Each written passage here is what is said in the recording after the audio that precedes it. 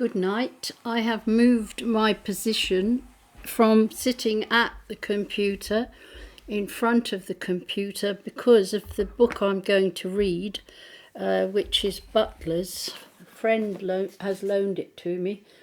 I'm planning to hopefully record as much as possible, but not tonight.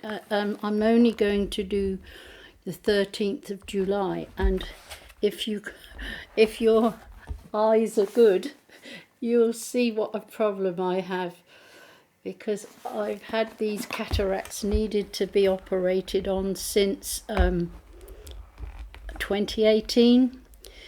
They were going to be done because I'm claustrophobic at the Sandringham, and my BMI was 43 instead of 39, so they said no, and they've never been done. So because I'm genuinely claustrophobic, I don't know what I would do if they come round my face while I'm awake like this. I might jump up out at and then something serious happens to my eye through my own action. So it's not been done, and there was a very good place in Wisbech, and they got taken over by a big company, and they told my optician, we haven't got time to bother with anyone like that. They want people in and out like a factory, in, out, in. Within 10-15 minutes they can do one eye and then they go. So I'm stuck with it. But I haven't given up hope of getting at least one of the eyes, the worst one, done. So I'm not beginning with any prayers. I've been praying all evening, and they can cover us, you and me. And I'm just going to do the lives of the saints for July the 13th. And I have read their names out in the last video, today's video on today's readings. But I'll just begin and just go straight through and hope I don't make any mistakes. And I know the video's going to work because I did a tester, because I thought, I'm not going to read through a difficult book like this with this poor font that I can make serious mistakes and then find that it's not recorded, because that wouldn't be the first time it happened to me. My windowsill used to have a lot of lovely plants, but my Sarah, she came and she's expert with plants, and she bought me some of them anyway, and she tucked them out because I hadn't looked after them properly, so it looks a bit bare. Anyway, in the name of the Father, and of the Son, and of the Holy Spirit, Amen.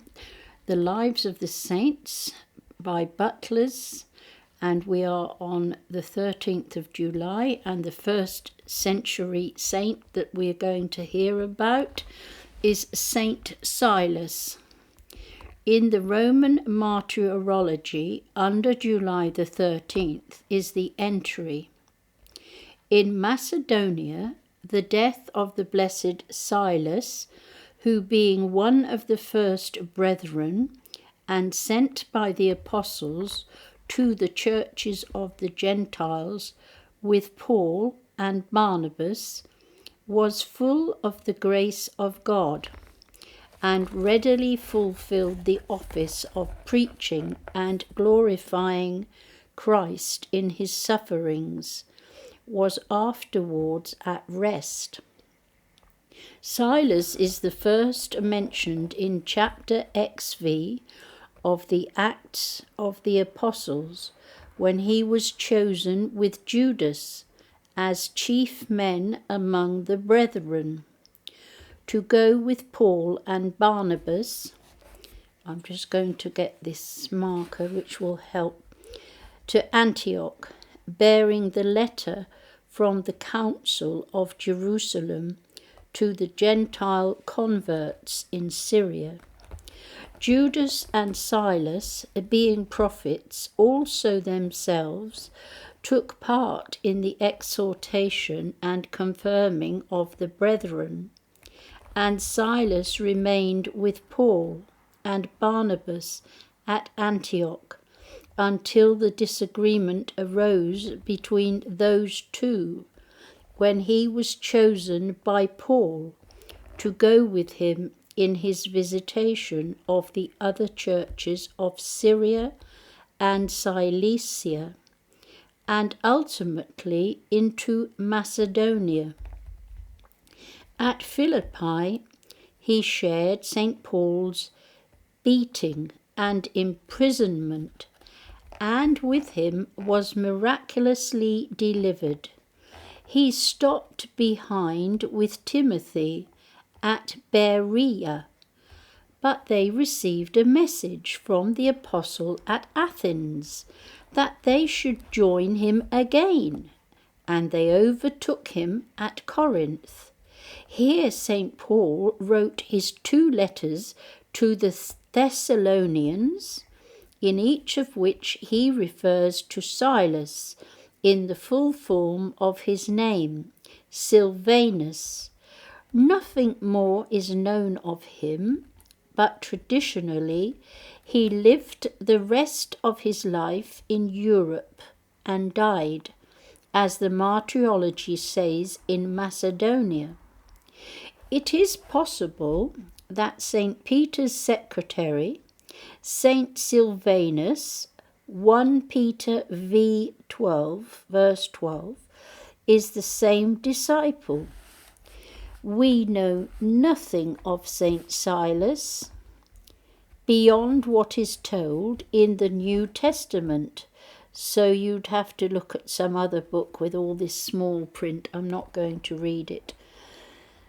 That's the end of St. Silas's knowledge that we have. And so now it's Saints MAURA, M-A-U-R-A, and BRIGID, B-R-I-G-I-D, 5th century, but there's no specific date. There is an old cultus of these maidens in Picardy, but scholars have found it impossible to give a satisfactory account of them from the sources available.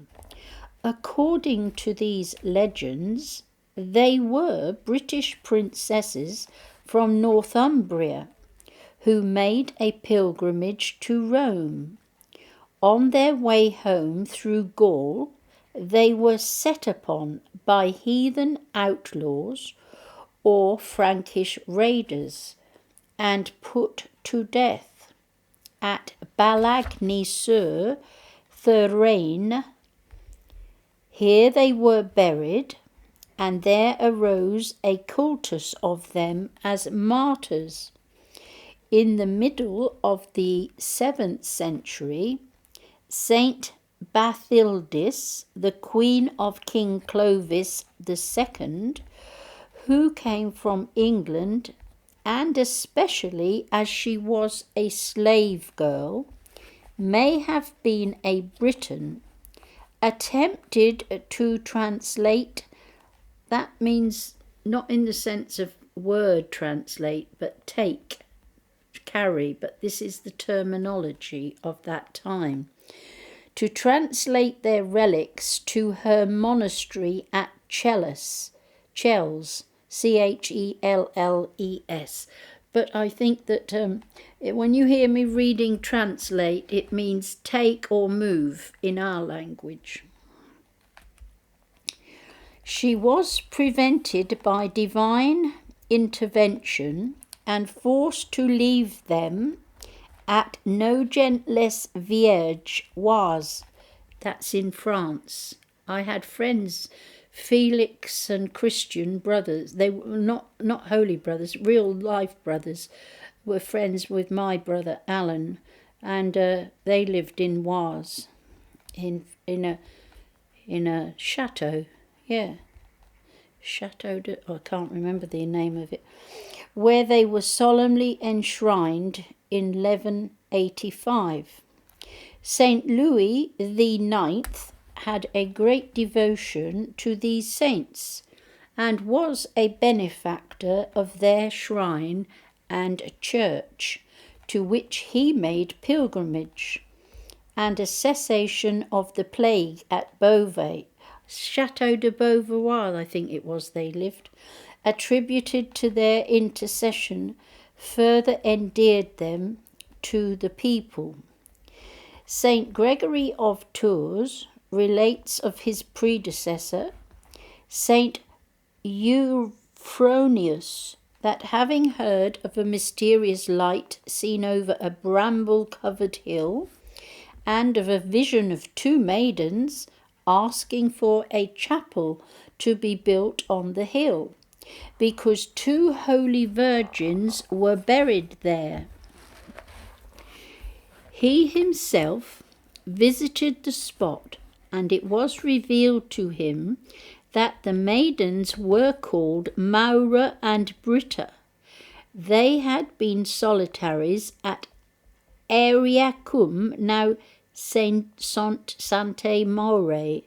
and had died in the 5th century, not long after St. Martin. The relics were found, the chapel built, and a cultus begun in Touraine, which still exists. Their feast is kept at Tours on January the 28th. I've got a friend born that day. Because of the likeness in his names, and earlier attempts have been made to show them identical with the saints of Nogent. That's the end of their description. So we're now moving on to Saint EUGENIUS, Bishop of Carthage. It's spelt EUGENIUS. AD 505. The Roman provinces in Africa were for a long time one of the richest and most noble portions of the empire. But when its rulers, to preserve Italy, abandoned its extremities, Genseric, king of the Vandals, in 428, passed into this country, and in a short time became master of those fertile provinces. The Vandals, who were mostly Christians but infected with the Arian heresy, laid the country waste, plundered churches and monasteries, burned alive 2 bishops and tortured others, to extort from them the treasures of their churches, razed the public buildings at Carthage, and banished Saint Quodovoltidius, bishop of that city, with many others. But for the brief episcopate of Saint Deo Gratius, the episcopal see of Carthage had remained vacant for 50 years, when in 481 Huneric, who had succeeded Genseric, permitted the Catholics, on certain conditions, to choose one who should fill it. The people pitched upon Eugenius, a citizen of the place, eminent for his learning, zeal, piety, and prudence, and he became so dear to his flock that every one of them would have thought it a happiness to lay down his life for him. His charities to the distressed were very great, especially considering his poverty, but he always found resources for their necessities in the hearts of his people, and he refused himself everything that he might give all to the poor. When others reminded him, and he ought to reserve something for his own necessities, his answer was, "If the good shepherd must lay down his life for his sheep, can it be excusable for me to trouble about the passing needs of my body?" The influence of Saint Eugenius was so strong that the king became alarmed, and he ordered the bishop not to occupy his episcopal chair or to preach in public or to allow any vandals into his churches. Eugenius replied that the law of God commanded him not to shut the door of a church against any who wished to enter it. Huneric then posted guards at the doors of the Catholic churches, who, when they saw any man or woman going in recognizable as a vandal by his clothes and long hair, used forked sticks which twisted into the hair and violently drawn back, tore off hair and skin together. And they're Christians. Some lost their eyes, others died, and women who had been scalped in this way were led through the streets as a warning to others. A fierce persecution was thus initiated. Bishop Eugenius was spared in the first storm, and he was soon informed by Huneric that the Orthodox Catholics were to meet in a conference with the Arian bishops at Carthage. Eugenius answered that the terms were not equal, seeing their enemies were to be judges, and that as it was the common cause of all churches, other churches ought to be invited and consulted, especially the Church of Rome, which is and was the head of all churches. I will write to my fellow bishops, who will be able with me to show you our common faith. It is said that about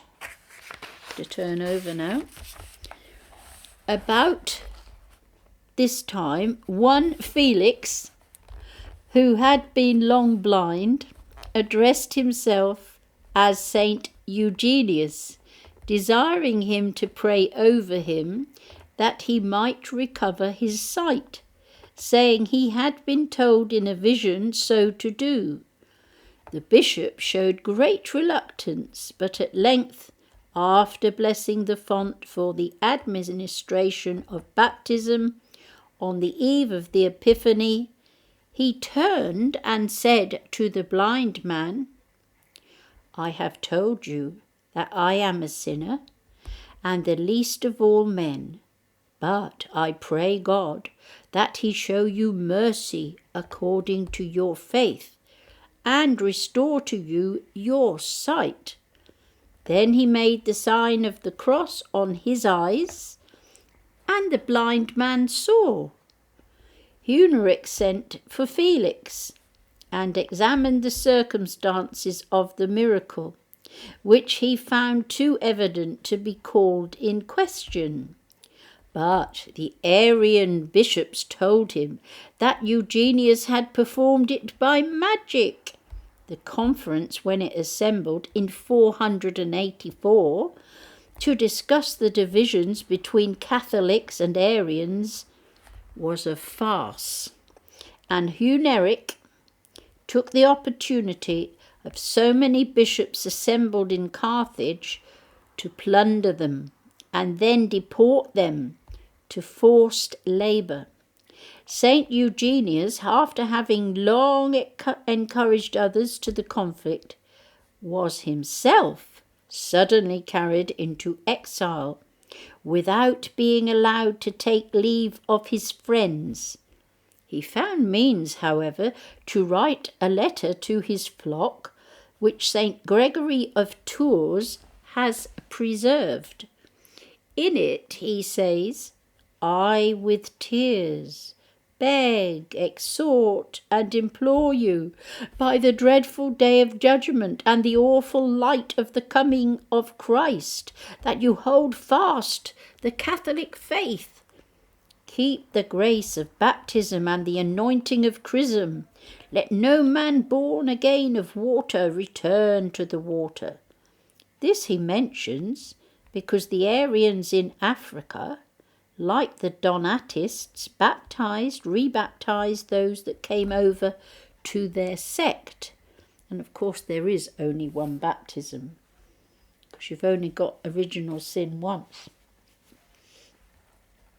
Saint Eugenius protests to his flock that if they remain constant, no distance nor death could separate him from them in spirit, but that he was innocent of the blood of those that should perish, and that this his letter would be read before the tribunal of Christ on the last day for the condemnation of apostates.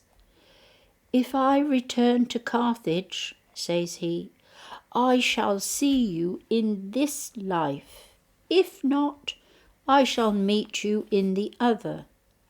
Pray for us and fast. Fasting and alms deeds have never failed to move God to mercy. Above all things, remember that we are not to fear those who can only kill the body. Saint Eugenius was carried into the desert country in the province of Tripoli and committed to the care of Anthony, an Arian bishop who treated him with barbarity. At this time, apostates signalized themselves above others, one by the cruelties which they exercised upon the Orthodox. Elpidophorus, one of this number, was appointed to judge at Carthage, and Saint Maurita, the deacon, who had assisted when he was baptized in the Catholic Church, being brought before him, took with him the white garment with which he had clothed the apostate coming out of the font. Holding it up before the whole assembly, he said, This robe will accuse you when the judge shall appear in majesty at the last day. It will bear testimony against you to your condemnation. This Maurita, with the archdeacon Saint Salutaris, is mentioned together with Saint Eugenius in the Roman martyrology on this day. King Huneric died in 484, and his nephew Gontamund, who succeeded him, recalled Saint Eugenius to Carthage in 488. Some years later, the Orthodox churches were reopened and the other clergy allowed to return. But the next king, Thraciamund, was again a persecutor.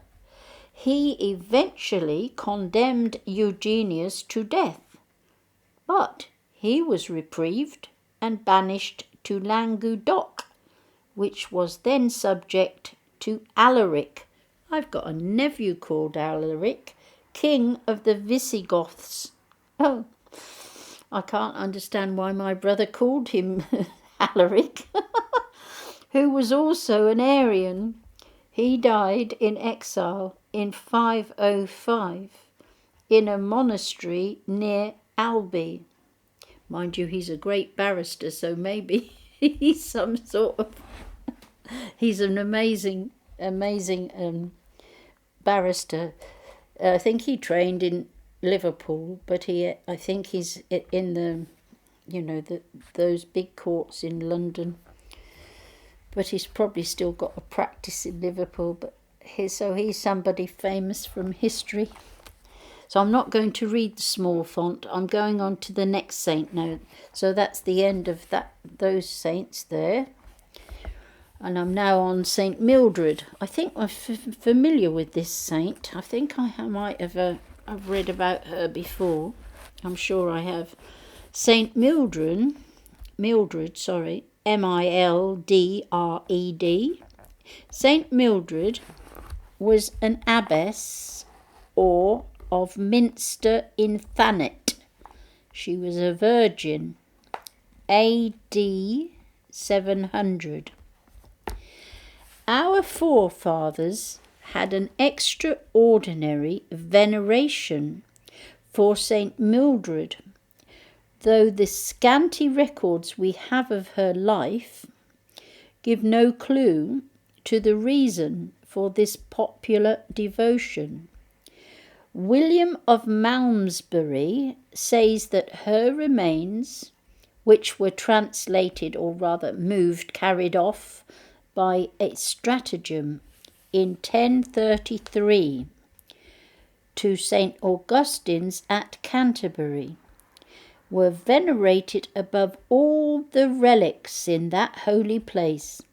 Furthermore, the rock which received St. Augustine's first footprints was known until comparatively recent times, not as his, but as St. Mildred's rock. She was the second daughter of Meerwald, an Anglian ruler, and of St. Ermenberga, or Domineva, a Kentish princess, and she had two sisters, Milberga and Mildegitha, as well as a brother, who were also reckoned as saints. Egbert, King of Kent, which is in England, my son lives there, had caused two nephews to be secretly murdered in the Isle of Thanet. He was filled with compunction, and sending for their sister Ermenberga from Western Mercia, he paid her the weregild, the penalty for murder, which the law ordained should be paid to the relatives of the victim. In satisfaction for the crime, he settled land on her, upon which she founded a monastery in which prayers should be continually offered for the souls of the two princes. The monastery was called Minster in the Isle of Thanet, and Ermenberga at first took charge of it herself. As her daughter Mildred gave evidence of a vocation for the religious life, she sent her to the convent of Chelles in France to be educated. Here she was persecuted by the unwelcome attentions of a young nobleman, who sought to induce her to marry him. She stood firm and eventually returned to England and rejoined her mother. St. Theodore, Archbishop of Canterbury, received her into that community. Soon St. Ermenberga gave over her charge to her daughter, who appears to have been the first abbess of Minster, under which title she attended a council in Kent. Her aunt, Ermengarda, served God in the same house, with such fervour that she was ranked among the saints, and her tomb became a place of pilgrimage.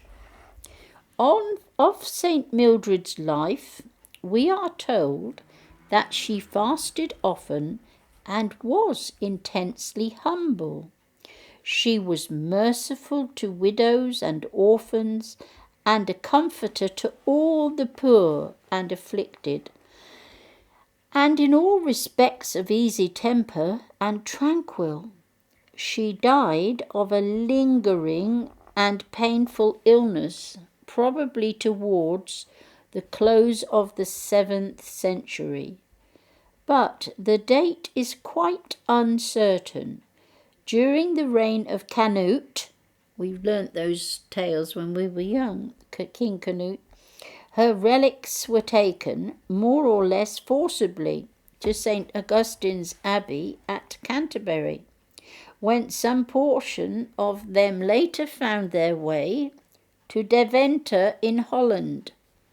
Thence a small relic was sent in 1888 to the Catholic Church at Minster, where her feast is observed as its titular saint. In 1937, Minster Court, on the site of the successor of St. Mildred's monastery, was occupied by Benedictine nuns from the ancient St. Walburga's Abbey at Eichstätt, thus reviving monastic life there after 1,000 years. That's turning the page now, and this is another saint, so that one is finished, Mildred. So we're now on a James, Blessed James. That means he didn't quite make the sainthood then. Blessed James of Voragine, Archbishop of Genoa, and the year is AD 1298. So this James took his name from the village of Viraggio, now Varese, near Genoa, where he was born about the year 1230. He entered the order of preachers at the age of 14, and after some years of the most devoted study and spiritual exercises, began to preach in the churches of Lombardy, and was soon famous for his power.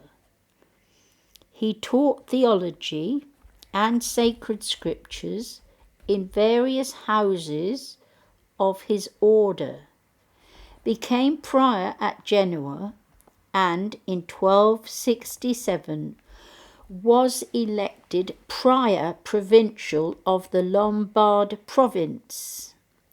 To be given this office when only 37 years old gave rise to some adverse comment, which he silenced by the prudence and ability with which he discharged it, so much so that he held it for an unbroken period of 19 years, and when he laid it down was appointed definitor. On the death of Charles Bernard, Archbishop of Genoa, in 1286, the chapter wished Blessed James to succeed to the see, but he refused. 2 years later, he was entrusted by Pope Nicholas IV with the duty of raising the interdict and removing the censures imposed on the same sitting for having helped the revolting Sicilians against the King of Naples. In 1292, the see again became vacant again. The chapter elected Blessed James, and again he refused, but this time he was obliged to withdraw his refusal, and he was consecrated at Rome. His episcopate of 6 years was troubled by continuous hostilities between Guelphs and Ghibellines, represented respectively by the Rampini and the Mascarati. The new Archbishop laboured without ceasing to bring about political and social peace. In this time he did not succeed, for an apparent reconciliation in 1295 proved to be only a truce, and in the following year the feud broke out as badly as ever. Blessed James did not forget his religious vow of poverty, and liberally bestowed the revenues of his great see on the needy and those suffering from civil strife, in the endowment of hospitals and monasteries, and for the repair of churches. He was a model to the bishops of northern Italy, some of whom adopted his measures to maintain the discipline of their clergy. But it is as a writer that James of VORAGINE is chiefly famous. One work attributed to him, the translation of the Bible into Italian, cannot by any means be proved. I've got my hair is coming forward and annoying me. I should have actually clipped it up because it's moving about and disturbing me. Okay, cannot by any means be proved. If he did it, every copy of that Bible has been perished. It is as the author of Legenda Sanctorum, now everywhere known as Legenda Aurea, the Golden Legend, that his name is known and venerated. It is the most famous, and for the mind of the people, the most influential collection of legends or lives of the saints that has ever been put together. From the point of view of history, it is entirely uncritical and worthless, except as a sidelight on the unsophistication and simple mentality of the folk for whom it was written. So he didn't target in any theological sense that whatever it was he wrote. So he kept it a very simple. I'm going to have a drink here.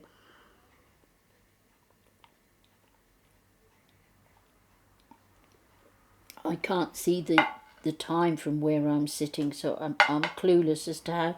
But I actually made a commitment to myself that I wouldn't miss out any saints because I don't know all these saints and it wouldn't be fair. That's how I think. So there, where did I get to? I'm down here, where they said he was worthless. Oh dear. But as a book of devotion, of edification, it is a superb work of art. That's what they've said. The author perfectly accomplished what he set out to do, to write a book which people would read, and whose message of love for God and hatred for sin they could not misunderstand. But for the Reformation, Caxton's beautiful translation might have had the same effect on English thought and writing as the Jacobean Bible and the Imitation of Christ have had, or as other versions had in other countries. It is illustrative of the narrowness of historical humanism, which contrasted with the true scientific spirit that, whereas Louis Vivas, Melchior Cano, and others roundly condemned the Legenda Aurea, the Bollandists have shown a nice appreciation of it. And Father Delahaye says, for a long time the Golden Legend, which is so accurately representative of the hagiographic labours of the Middle Ages, was treated with supreme disdain, and scholars showed no mercy. Excuse me a moment, sorry. No mercy towards the worthy James of VORAGINE. The man who wrote the legend declared Louis Vives had a mouth of iron and a heart of lead. It would in fact be hard to speak of it too severely if it were conceded that popular works are to be judged according to the standards of historical criticism. But people are beginning to realise that this is an injudicious method, and those who have penetrated into the spirit of the golden legend are very far from referring to it in scornful terms. I confess that when reading it, it's somewhat difficult at times to refrain from a smile, but it is sympathetic and tolerant smile, and in no way disturbs the religious emotion excited by the picture of the virtues and heroic actions of the saints. In this picture, God's friends are represented for us as what is greatest on earth. They're human creatures, lifted up above matter and above miseries of our little world. Kings and princes honour and consult them, mingling with the people in order to kiss their relics and implore their protection. They live even here on earth in God's intimacy, and God bestows upon them with his consolations something also of his power. But they only make use of it for the good of mankind, and it is to them that men have recourse in order to be delivered from sufferings both of body and soul. The saints practice all the virtues in a superhuman degree: gentleness, mercy, the forgiveness of injuries, mortification, renunciation, and they render these virtues lovable, and they urge Christians to practice them. Their life is in truth the concrete realization of the spirit of the gospel, and from the very fact that it brings home to us this sublime ideal, legend, like all poetry, can claim a higher degree of truth than history itself. So the legends of the saints, and there's some other small stuff, but I can't read it. The book was exceedingly popular and widely distributed in the Middle Ages, and in 1470, the first printed edition of the original Latin, oh, that must have been a pain, they had to read it in Latin, oh my word, was published at Bâle, and in 1470, the first one, that was when it came. Within 10 years, printed versions had appeared in Low German, Italian, French and Czech. Caxton made the first edition, printed in English at Westminster in 1483. No other book was reprinted more often than between 1470 and 1530. By 1500 there were over 70 editions in Latin, 14 in Low German, 8 in Italian, 5 in French, and 3 each in English and Czech. It was indeed the first printed bestseller, and of course it was harder in those days. The cultus of Blessed James began at once after his death in 1298 and was confirmed in 1816. And I'm not going to attempt to read a font that's half the size of that small one already. I'd have a terrible headache even trying. So we're on we must be getting to near the end, I'm not sure. But I'll keep going. St. Francis Solano, AD 1610. This saint was born at Montilla in Andalusia in 1549. He did his studies in the school of the Jesuits and in 1569 joined the Franciscan observance at his birthplace. He was duly professed and in 1576 ordained priest, full of zeal and charity and an ardent desire for the salvation of souls. He divided his time between silent retirement and the ministry of preaching. His sermons, though without the ornaments of studied eloquence, he had a great effect in reforming his hearers. The saint was appointed master of novices, and when his charges were at fault, he gave a penance, not to them, but to himself. For if they transgressed, he said, the blame must be his. I don't think any of our priests these days would do that. Friends exercised his ministry in southern Spain for many years, and heroically during the plague of 1583 at Granada, when he himself was struck down, but made a quick recovery. After the epidemic was past, he asked to be sent as a missionary into Africa. This was refused, but when in 1589 King Philip II wanted more friars of the observance of the West Indies, Francis was selected to go with Father Balthasar Navarro to Peru. The missionaries sailed to Panama, crossed the isthmus, and again took ship on the other side. But in approaching Peru, they ran into a bad storm, sounds a bit like St. Paul, and were driven aground on a sandbank.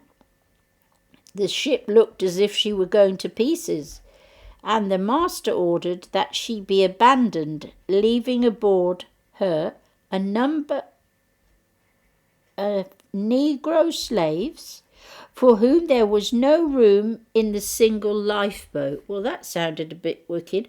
I hope they unchained them, because maybe if they could swim, I'm not reading this, I'm making this my own opinion.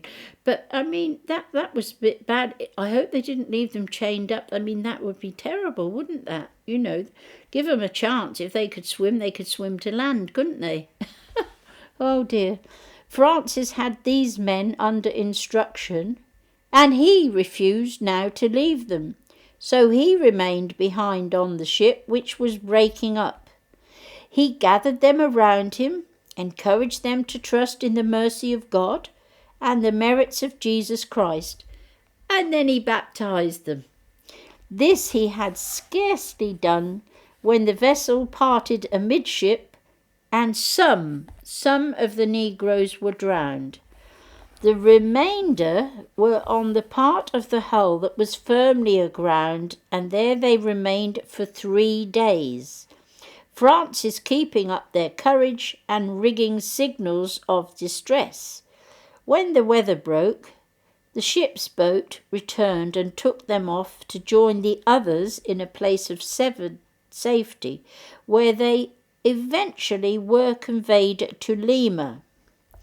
Now began 20 years of untiring ministry among the Indians and Spanish colonists.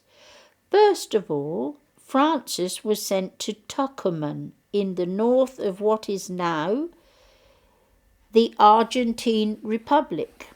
He set himself to learn the Indian languages and dialects, and from there I've lost my place because of my eyes.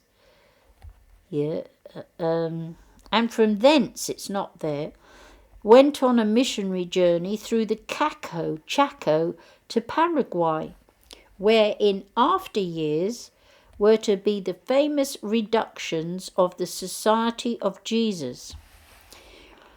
In these days, it is difficult to realize what such a journey meant in those days. This friar not only did it, but he made numerous converts as well.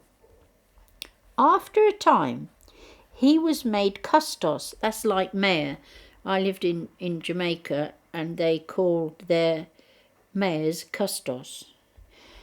Custos of the houses of his order in Tucumán and Paraguay, and so was able to supervise the missions he had planted.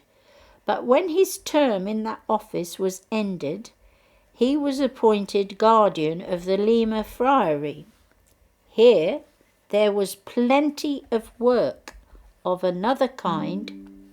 That's the computer. There's some security thing come up. That it does that, but I'm not near enough to... I'll just have to ignore it. Here there was plenty of work of another kind for him to do among the Peruvian Spaniards of that port of Trujillo and other towns. In 1604, his preaching to the public square against the corruptions of Lima and his comparison of a fate of sinful soul to that of a doomed city had so powerful an effect on the people that their consciences caused them to fear an impending calamity like to that of Nineveh, and a panic threatened. The viceroy was alarmed and consulted St.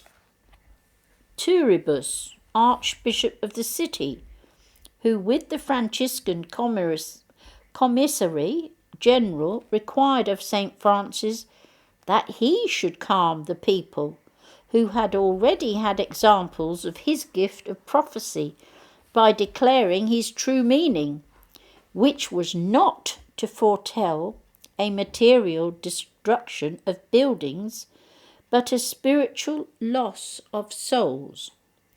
It is said that St. Francis had the gift of tongues, and for his miracles he was called the wonder worker of the New World. In his funeral sermon, Father Sebastian S.J. said that God had chosen him to be the hope and edification of all Peru, the example and glory of Lima, the splendour of the seraphic order. A habit of his, very reminiscent of his religious father and namesake, was to take a lute and sing to Our Lady before her altar. He died on July the 14th, 1610, while his brethren were singing the conventional Mass. At the moment of consecration, saying with his last breath, "Glory be to God." His whole life, says Alvarez de Paz, was a wholly uninterrupted course of zealous action, yet at the same time a continued prayer. St. Francis Solano was canonized in 1726, and there is a full account of this great missionary in the Acta Sanctorum July volume, but it's too small for me to read any more of that. So that's a very fascinating life. So now we're going to listen to the Blessed Thomas Tunstall Martyr, AD 1616. Thomas Tunstall was born... Oh, I know if this is in England. KENDAL is up in the Cumberland area. Well, I used to go there and we used to get KENDAL mint cakes as a child. I'm talking of 70 years ago. Don't know if they still make it. So Thomas Tunstall was born at WHINFELL, so he's up in the hills near KENDAL. He entered the English College at DOAY in 1606. He was ordained a priest and sent on the missions in 1610. Oh, they didn't have to train as long then as they do now. He contrived to escape from Wisbeach Castle. I didn't even know they had a Wisbeach Castle. By sliding down a rope, and took a refuge with a friend near King's Lynn. You see, I know the name Wisbeach because I've mentioned it about going there for my eyes. And it is my area, and King's Lynn has got a mention in here as well, and I'm only 14 miles from there, so I'm going to find this in this set of Blessed Thomas quite interesting. I'll have to do some research on him, won't I?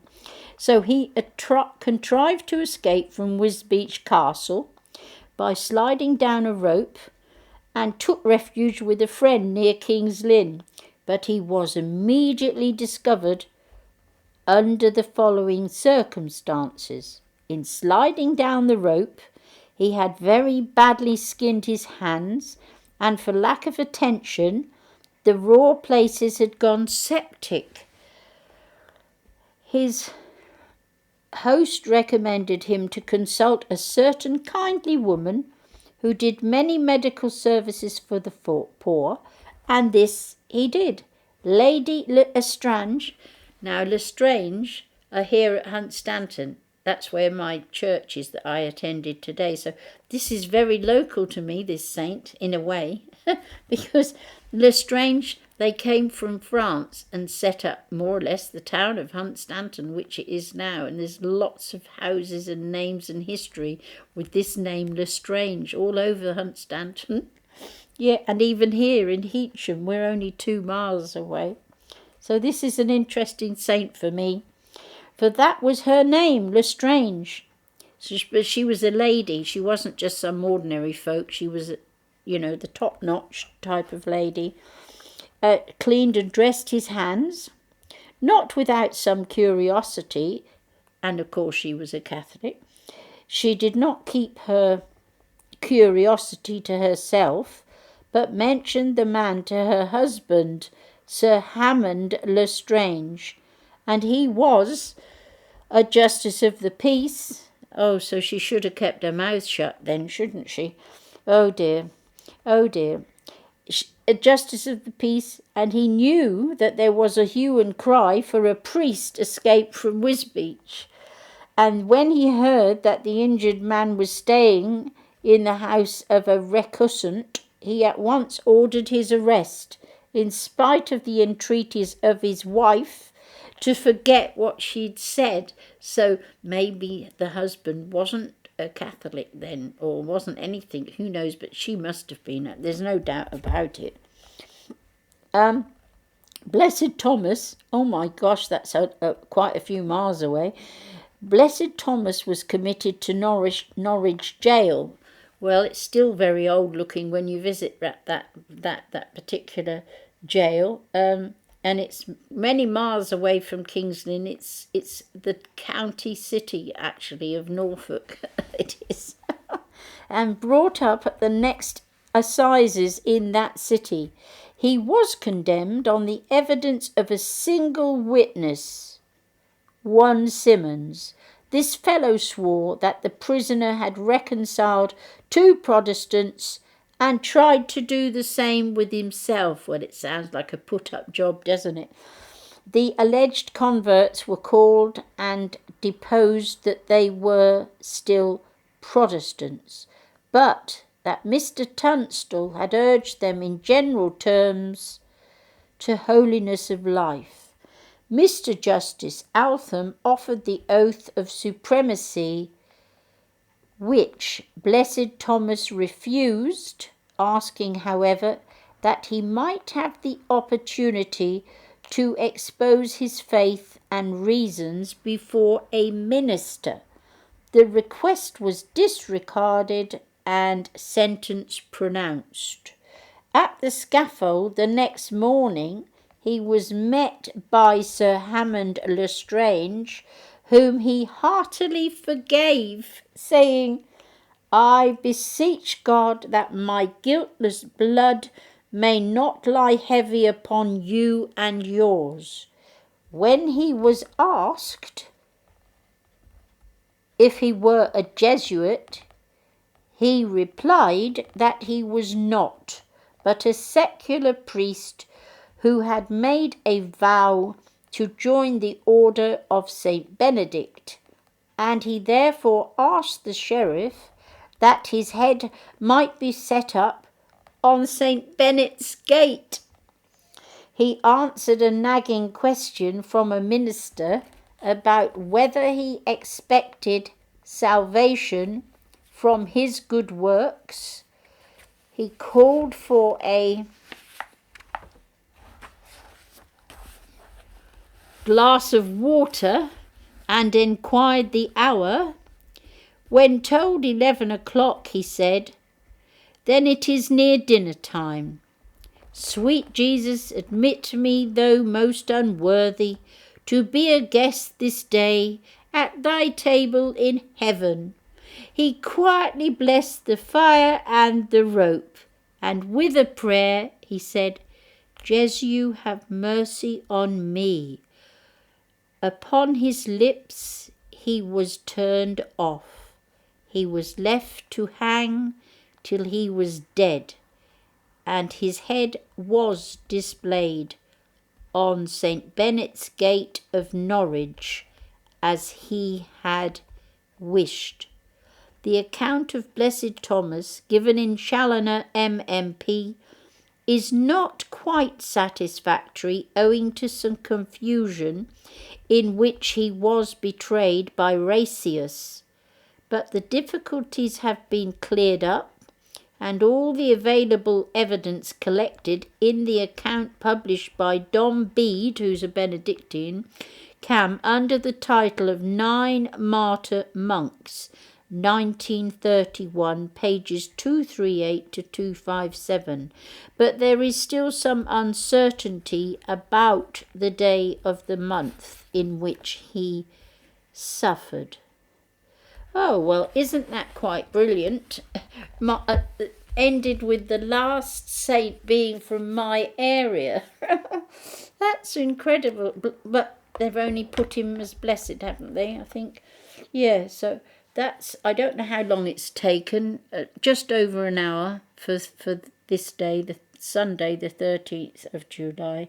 So tomorrow we've got, if I can make the time, because I'm going to HEACHAM, young wives, but we're all old, to a garden party at 2 o'clock. So if I don't get through the typing and that, I'll be late tomorrow recording. It will be like this time when it's dark at night, but I don't mind.